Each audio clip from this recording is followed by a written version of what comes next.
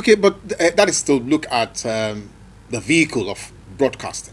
How about the content? How would you want to look at what we see and what we hear? Well, I'm a fan of, if I may, CNN.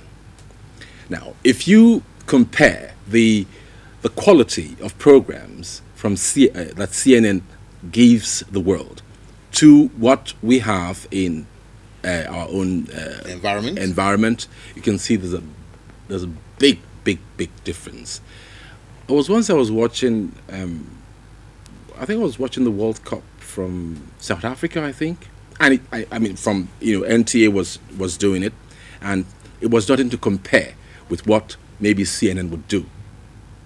And so we need to really look at networks like CNN Yes. and see the quality, because we have the equipments and we have the manpower, see the quality of their programs and try and emulate and copy them.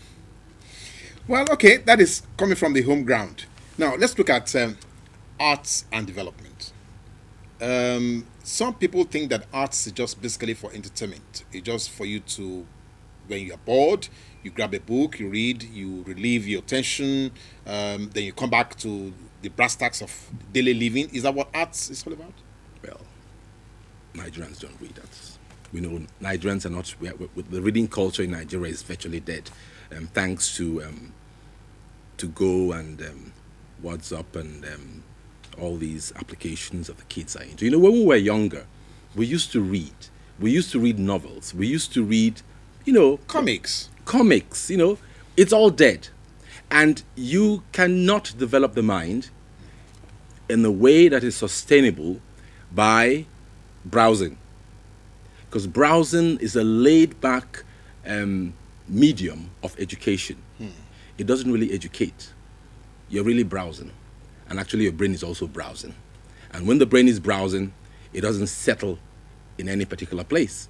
Yeah. So, Yeah. So, but it's so painful that even though this internet thing is something that was imported from overseas, Wherever, yeah. the reading culture in the Western world is still well and alive. I don't know what the problem is in Nigeria, or I know, because I'm a victim. The Okay, stress. It could be the stress. Okay. It could be the erratic power supply. It could be the hardship. Some international news networks have I don't want to call names, have said that the average Nigerian lives on $1 a day. I don't know. I don't know how. Yeah. I don't know how true that is. Yeah. But there is hardship in this country. So I think it has affected the reading culture. People have no. I mean, I understand that the reputable newspapers in Nigeria, I don't want to call their names, have a circulation of about 100,000 Dailies, copies yes. a day. In a country of 150 or 60 million people, in the United Kingdom, where you have, I don't know what the population is, but we're much more than them. Yeah. The circulation is 2 million copies per day of the prominent newspapers. So people are not reading, and when you're not reading, the mind is not developing. Now, you are a writer. I know you have already helped by assuaging our minds that maybe the pressure of living in this environment may have, discouraged a lot of us from reading.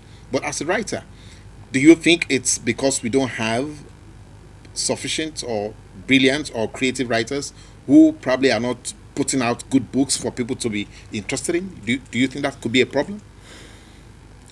I don't think it's a problem.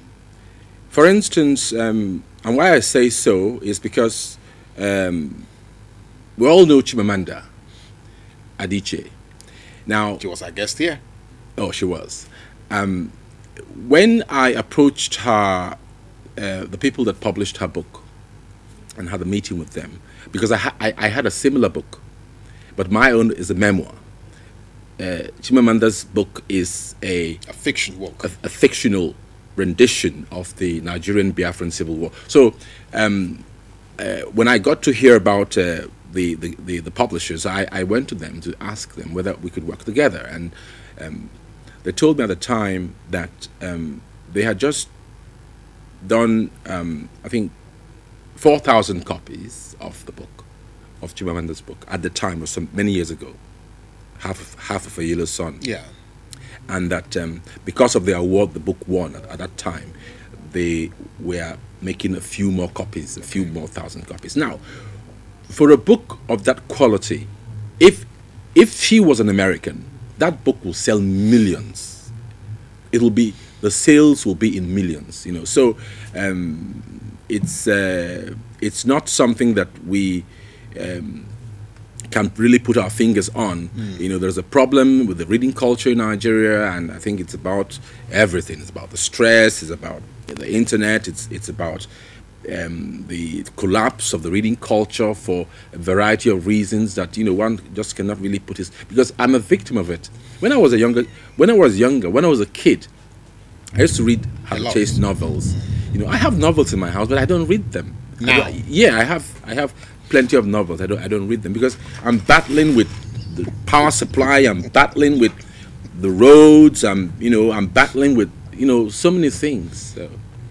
Now, okay, let's try and bring it back, you know, to closer home. You have already done a couple of books, some of which, of course, have been given some kind of recognition. You know, now, what came to your mind when that happened? When, for instance, the West African Examination Council, you know, wrote to you and said, okay, we were going to use some of your books as text, you know, for WAEC examinations. What struck you? Well, it wasn't WAEC. Well, yeah, WAEC did adopt my book. WAEC adopted my poetry book. That's this one.